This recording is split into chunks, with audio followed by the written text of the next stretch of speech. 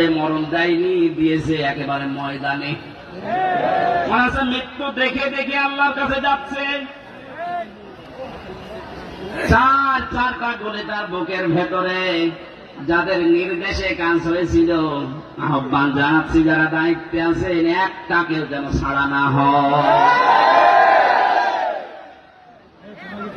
আরে কথা কোনদিন ধারণা আনবেন না, বলবেন তো নাই যারা মরে গেছে এমনি না। এদেশটা স্বাধীন করার জন্য 71 সালে যারা জীবন দিয়েছিল তাদেরকে যদি শহীদ বলতে পারেন, এ পৃথিবীর সবচাইতে বড় স্বৈরাচারী ফেরাউনের পরে এ হাসিনা।